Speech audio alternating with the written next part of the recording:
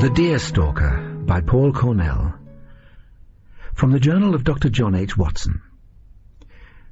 I write as best I can in this darkness, illuminated only by a grating to the street. Holmes has disappeared, lost of his own accord. I have done my best to follow his example, if not his person. I could not leave London, but I feel sure that he has. I think I know where he has gone. It is best at this point if we are not together. I sit alone in a wine cellar, the second level of a coal cellar beneath a building which has been sold, but into which a tenant has not yet moved. It is the kind of abode found by beggars, but it is a situation that I have mentioned nowhere in my writings, and which, therefore, I hope may remain unknown to those that seek me. I hear some of the noises of London life continuing above me and outside. Things are perhaps more quiet than they should be. The inhabitants are wary, hungry for news, aware of the attacks on myself and on my friend, and anticipating another outrage, while understanding the nature of the raids. I am gambling the lives of all those folk that no assault will find me here.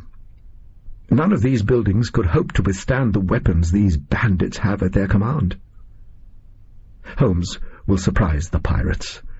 They will not find him, he will find them, as he has done so many times before. And this time he will not fall into their trap. I know his methods. I have faith in them and in him. I must embark on my account, fragmentary as it is, for the sake of history. Let others— I pray let Holmes, if you're reading this, dear friend, make sense of it. I do not know where it began, but I shall begin it with Mrs. Hudson having her fit. I had entered 221B to no greeting from Billy or from Holmes's housekeeper, the door being surprisingly open, and had made my way to the kitchen upon hearing a noise. Holmes had his fingers in Mrs. Hudson's mouth as she thrashed to and fro. His form was pressed up against hers in the corner of the room. She made noises like an animal and was spitting blood, both his and her own. I quickly took her from him and assured him there was no possibility of her swallowing her tongue. I placed her in a more secure posture on the floor in order to check her vital signs. "It is intolerable," Holmes muttered, absently holding his white, bitten hand. "When she entered this state I had no knowledge of what to do. I could only guess. What good could I have been to her? Tell me, have I even injured her?" I was about to reply in the negative when a thin sound escaped the lips of the pathetic woman. "They're through," she said. "They are here." I paid her no heed, taking her words to be the meaningless spasms of the organ of thought in crisis. "I shall send a message to St. Luke's, and I will make sure there is a bed for her at once." "They are here. What can she mean?" asked Holmes rhetorically, his face still a portrait of compassion. "Nothing for us, but perhaps everything for her." That, I am sure, was the point where Holmes and the world started to be wrong. The next few days were busy for me, both looking after my own practice, going home to to one of the poor women that I have, in the course of these narratives, referred to as my wife, but who the world would doubtless refer to as— I shall use the word and rely on your tact, old friend, as I slowly realized during our acquaintance I must always have relied on it in this matter— a dolly mop. Yes, there it is out. I shall not drag her name into print. I do not wish to make a character out of her. Let them make of that not what they will, but what I make of it, which is that I loved her. But I must not divert myself. I also spent time seeing that Mrs. Hudson got the best treatment available to her. Holmes I saw little of. I assumed by the cries of the newspaper sellers that his thoughts would be taken with the latest outrage they described, a new series of murders committed in a style quite similar to those that had baffled the police in the latter months of 1888. At that time Holmes had kept his distance, thinking in a brown study, but never leaping to his feet with a quarry in his sights. I, and others of my profession and acquaintance, convinced the killer was a medical man, or a man of science, awaited such a move most hopefully, but it had never come. Perhaps it was that these squalid, meaningless murders were unworthy of Holmes, the creations of pathology rather than the superior intellects he was used to matching wits with. Indeed, this time the killer was being bolder than ever, seen running from the scenes of his crimes, heard laughing, noted by many observers as being dressed like a gentleman. It was as if he had decided to live up to the inflated accounts of himself that were the lifeblood of the penny dreadfuls. And such arrogance in the face of the law would, all thought now, surely sooner or later lead to arrest. It was astonishing that the police had not caught him already, leading me to think that there was perhaps another dimension to this man and his deeds, a dimension that would be a matter for my friend's intellect. It was with this in mind, eager to discover Holmes's thoughts on this matter, that I returned to his rooms a week or so after Mrs. Hudson's visitation. My finger was on the bell when something made me turn. Perhaps there had been a sound. If there was, I cannot recall hearing it. There was only darkness against darkness in the building overlooking my friend's rooms on the other side of Baker Street. But by one particular window, the shape of that darkness had changed. I give myself credit for my actions now. I looked back to the door I stood in front of and pressed the bell, for all the world as if I had only been breathing deep of the late November air. I waited, my senses stirred to a pitch of battle, as Billy opened the door and bade me enter, and even waited a moment as he closed the door behind me. Then, without shedding my coat and hat, I ran up the stairs to my friend's room that faced onto the street, ran like the devil was on my heels. The light of the lamp was on. I could hear Billy crying out behind me. I burst into the room. "Holmes!" I shouted. The shot came through the open window. It blew the stuffing out of the pillow that stood atop the hat-stand. I threw myself to the floor and bellowed as Billy opened the door. "Stay there, boy!" But the boy entered the room, breathing not only from his run, but from the emotional faith that my friend inspires in all those who know his methods. "Mr. Holmes's compliments, sir," he said, "and could you be joining him on the top floor of the house opposite? The door is open." I was later to discover that the round that had passed through the window had flattened itself against the hardwood of one of Holmes's bookshelves barely an inch from my ear, and the intuition of that fact followed me down the stairs and into the street. I took a moment to catch my breath before venturing into the second-rate townhouse opposite. I found Holmes standing at the window of what looked like it had once been a library or a study similar to his own. Beside him lay a rifle of extraordinary construction. It was a slim beast, with sights, the memory of which even now confounds me. "Good Lord, Holmes," I said, "what has happened here? Was I the target, or—" "No, Watson, it was I. I had become aware of certain trends within the underworld, a movement of Cubans through the docks, Italians and Bolsheviks, so I contrived a trap, as I did once before. However, somehow our assassin has contrived to elude me, and I am at a loss to explain how." He listened with interest to my account of being shot at. "A second assassin in one of the other houses, while the promise of a first lured me here. The aim from this window covers the street. See? It is impossible to fire successfully through my study window from here." "So I was their target?" "If you truly were, old friend, I suspect you would be dead. No, this is a feint, a poke in the ribs, and from someone who knows of our history, eh? You've mentioned the incident I referred to in your accounts, have you not?" I allowed that I had.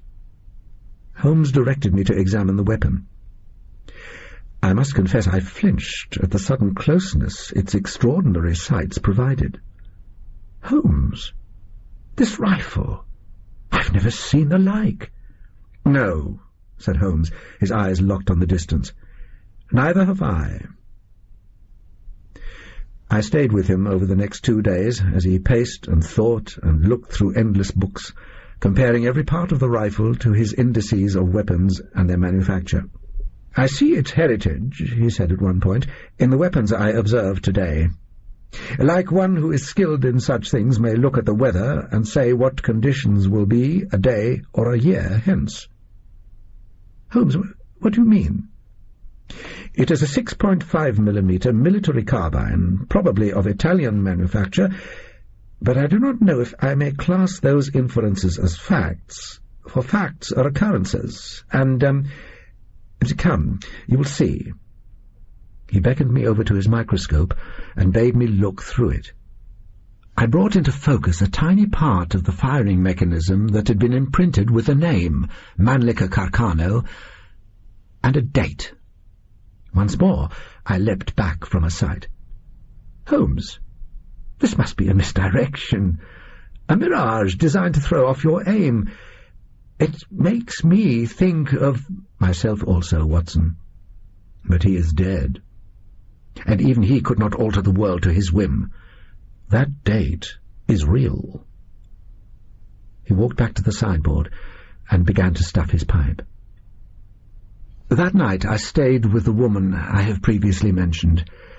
She was a typist who made a poor living, which I was pleased to supplement on an exclusive and voluntary basis.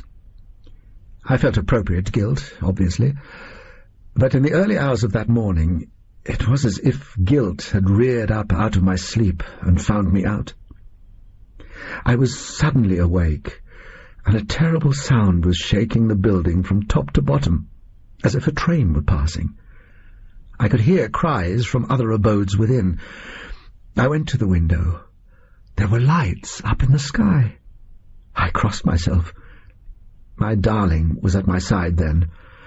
I told her to dress, that we would make our way at speed to— I was about to say to 221B and hang all decency, or— I do not know, perhaps I was more prudent, and said we would find my consulting rooms.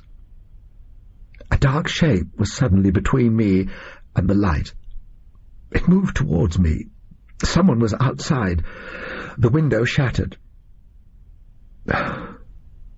My narrative breaks here. I do not recall the rifle butt clubbing me to the ground. I was told of it. I am sure, however, that I heard the struggle and the 2 shots that made it cease. Strange hands slapped my face. I called out for my darling. I opened my eyes. I was sitting beside a dark figure. He had the eyes of the devil. With him sat other figures. It took me a moment to realize that I could understand them, and that they knew my name and were speaking to me. They were shouting above the same great noise that I had heard above the building where warmth and love had lived so distantly now. I turned to find my darling, and saw that we were high above the city. I'd never seen the like. I'd never ascended in a balloon. The lights, the sombre mass of Parliament below, the great darkness of the river. But I had no joy in that sight then. I was out of control, yelling threats and insults. They were telling me that she was dead, that they had shot her. The villains! Oh, the villains! They had enough of me then. They took me to the back of their craft, opened a door that seemed too small to be a door for men, and threw me inside.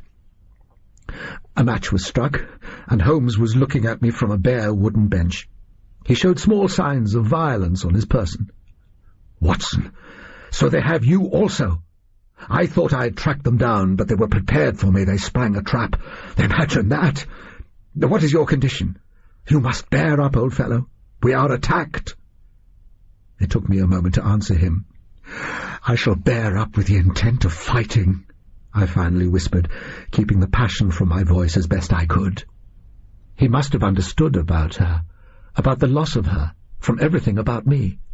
It is hard to have secrets from such a man, and at that moment I had none from anyone. "Good fellow," he said gently, "I have had much to observe, perhaps too much, and I have come to some conclusions. They are raiders, a small party, though their arms belie it. They do not come to conquer, but to plunder, and I believe their plunder is, uniquely, us." At that point, My narrative breaks again into unconsciousness, and I can only suppose I have my friend to thank that there was not an end to it. I woke once more inside what I immediately recognized as a military tent. Holmes had opened a bottle of smelling salts under my nose. "We are somewhere in Surrey," he whispered, "a clearing in the woods near a small town. I should think it is Dorking. I've seen a spire which may well be St. Martin's. There is but one tent, and I have counted 4 of these pirates, including 2 ladies, one of whom is a child. But do not be fooled. They are armed to an extent I have never seen." The ragged group who stood around us parted as one entered who was obviously their commanding officer. He was thin, with very short dark hair, presented in a stark parting. He stood like a soldier, but any scientist would have declared that his face was that of a criminal. He carried the rifle I had last seen in Holmes's study, the very one, I was certain, though the weapons his fellows had with them made it look simple. "Lee Oswald," he said, his voice high and reedy. "You, Mr. Holmes, and you, Dr. Watson, I'm your best friend. I'm here to set you free." I gathered that he did not mean he was going to release us. Holmes stood to face him. "You imagine you have us at a disadvantage, sir. But perhaps I know rather more about you than you imagine. You have spent some time in Russia. You are happily married to a woman of foreign descent, and were apprenticed to a carpenter." Oswald laughed. "Close, but not quite right. I guess you heard something in my accent which is kind of a mongrel's bark. Got a lot of disappointment in it, while you sound like you own the world. Where you're wrong is you've seen something about my hands. I just like playing the skin with my knife a little, just toughening it up. Just the way I am. Doesn't mean anything. Not a lot about me does anymore." On a handful of occasions I've seen my friend confounded. Rarely have I seen him so lost as he was in that moment. "Perhaps you would be good enough to inform us of your purpose." "Like I said, we're here to free you. Like me and the other guys have been freed. That's Vlad over there, the Count. Some days he likes us to call him Dracula." "Dracula is a fictional character, he's not real," said Holmes. "And these are Calamity Jane and Alice." So I recognized 3 of this group. Calamity Jane was the female scout, the hero of Goose Creek Camp just a few years ago. Here she looked most strange, with blonde ringlets and a cavalry hat. She carried a vast cannon that would have looked obscene in any hands, let alone those of a lady. And little Alice. Was this the Alice from the fiction of Lewis Carroll? The mean face and heavy armament of the small child spoke of a vast distance from the quaintness of that work. "Interesting," said Holmes. "I believe you're not heavily armed delusionals. So what are you?" "Where's his Deer Stalker?" Oswald had rudely turned to interrogate the others. "We've got his violin, his pipe, his magnifying glass." I noted that he counted these objects onto a table from a bag. "Did he have it with him when you sprang the trap?" "He was, as you see him now," said Dracula in an extraordinary accent. Holmes stared at them. "Are you referring to a hat? I do own one. But of what relevance?" "We have a list of what makes you yourself, Mr. Holmes. We're going to need the hat.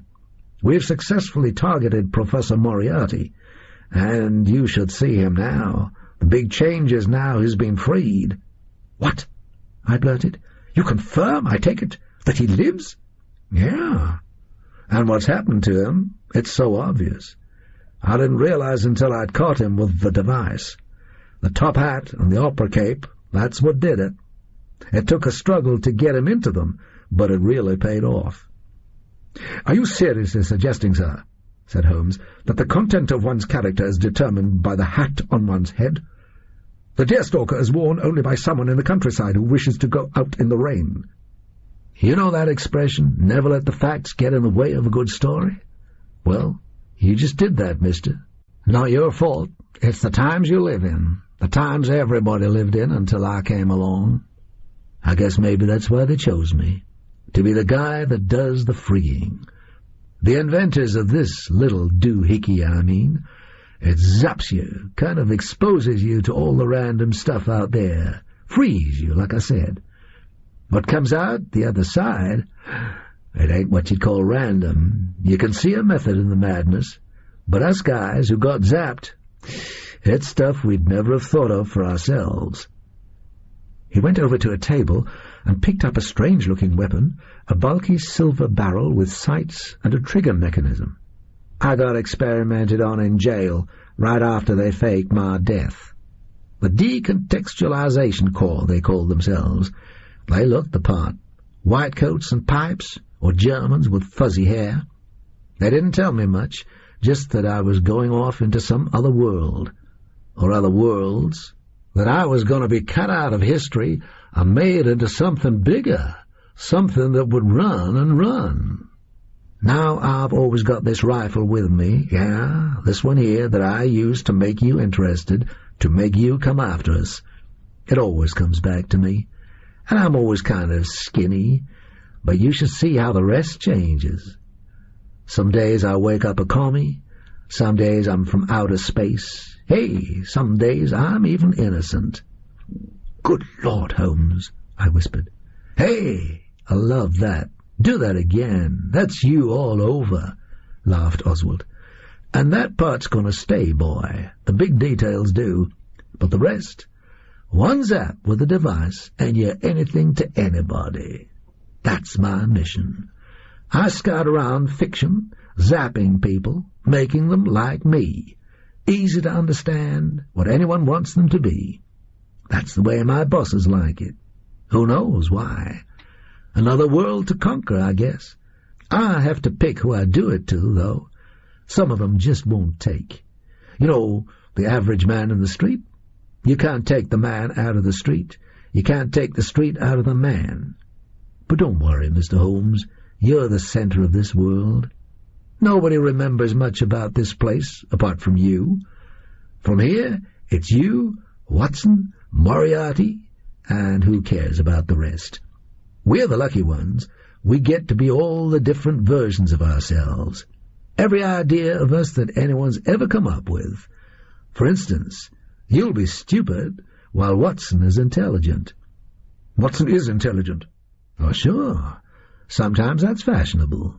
Then it's gone again. Sometimes you'll be queer, because being a bachelor is kind of odd." Holmes's face was a picture. "You'll meet creatures from space. You'll be American, Canadian, German, travel through time to meet Sigmund Freud, be two dogs in costume, robots, cartoons, computer doohickeys come to life. You'll always be kind of eccentric." "I'm not eccentric." "Cut off from this world of yours, I'd say you are. A guy and a Deer Stalker, that's what people remember. That's why we need it, to zap you properly. I love doing this stuff. The guys here love it too, now I've zapped them and set them free." "We've come out of the rabbit hole," said Alice. "Why be one when you can be two, or three different people? Ah, laughed the Count, suddenly affable. "So," summed up Oswald, "we're going to keep Holmes here until we can get a hold of that hat. Alice, you can go find a milliner tomorrow. But Dr. Watson," he hefted the machine in my direction, "you can join us right now." I braced myself to move. I swear I would have attacked him, weak as I was. But there came a sudden dislocation of events, as often I've experienced in war. Everything happened at once. That's what writers, such as I, say at this point. Holmes would point out that that was simply incorrect. There were shouts and shots and explosions and a sudden ripping noise. A cavalry sabre through fabric. A carbine was shoved through the gap and fired. It missed Oswald, who was already firing, his brigands with him. A horse burst into the tent, its flanks flaring with blood and flesh as the guns that fired too fast blasted it apart. But on its back was a dragoon, firing back even as he fell, and behind him was another and another. I have since learnt that they had left barracks and galloped through the streets of Dorking, forming up through shouted orders and the calls of onlookers in windows. There had been a great charge of them, straight at this encampment in the woods, the moonlight off their sabres matching the stark white lights that Oswald's pirates had erected. I have heard that 8 in 10 of them were cut down by devices launched on the perimeter of the camp. The tent collapsed, and something caught me on the side of the head once more. I saw Holmes look at me with concern. His face had an expression of decision on it, and then I saw nothing more. I woke in the dragoon barracks. They had surprised Oswald's men enough to force a swift retreat. Their craft had taken them off, but had not been tracked as well by astonished observers as it had in its flight to Dorking. I knew I had to leave. I took a train to London, having wired ahead to some friends in the major hospitals.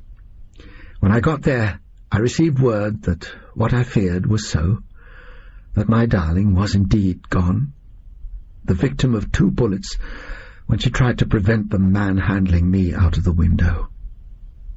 I visited her home and saw what was left, and then I knew not what to do. Holmes, I was sure, had left me to save me. He was Oswald's main quarry. Surely he would attempt to take the brigands somewhere out of the city, where the pursuit would be a contest between them and him, and not cost innocent lives. He might subtly suggest to them a place where he might be found, somewhere featured in my writings, and then turn the tables. I could not return home, or go to my practice, to places where they would know to find me. I could not stay in the streets I had often described. I was sure, with the inventions they had to hand, that they could find me there too. So I found my abandoned place of darkness, broke in, and sat to think, and, now, to write. And there is where my account fails me, and time catches up with words. I hope that you will read this, old friend. I hope that your place in our world, the necessity of you, will be affirmed by this account, rather than undermined. I fear that I have written of you once again, but I have written of the real Sherlock Holmes, not the chimera that Oswald imagines him to be. I have done my best to make my subjectivity into an object that will survive me, and I have sent it to an audience that I love. I am certain that your battle with these forces will be worthy of you. I wait to see what, by the grace of God, will save us. Here the journal of Dr. John H. Watson ends. Holmes comes into view in the crosshairs of the sights of the device. He stands looking intently over the grassy knolls of the great Grimpen Mire across from the shooter, oblivious. He wears an Inverness cape and a Deer Stalker, and in his mouth is clutched a briar pipe. In his hands he holds a magnifying glass. Perhaps the perfection of the sight is what makes Oswald hesitate. His finger is on the trigger. He hesitates. His men are spread out along the route they thought Holmes would have to take. They're all lone gunmen now, the helicopter left back at the hall. He hears and feels something land in the dip behind him. He turns. Not in time. Professor Moriarty is upon him, silently, a long medical blade in his hand. He wears his opera cape. His top hat is on his head. His gleaming eyes and wild grin shove themselves into Oswald's face. One huge, brutishly intelligent hand throws the technology aside. "Thank you," he tells Oswald, "for setting me free."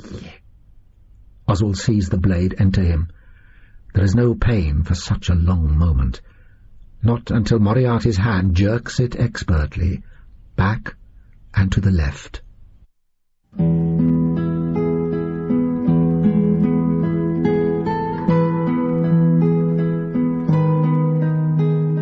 The Deer Stalker was written by Paul Cornell and read by Andrew Sachs.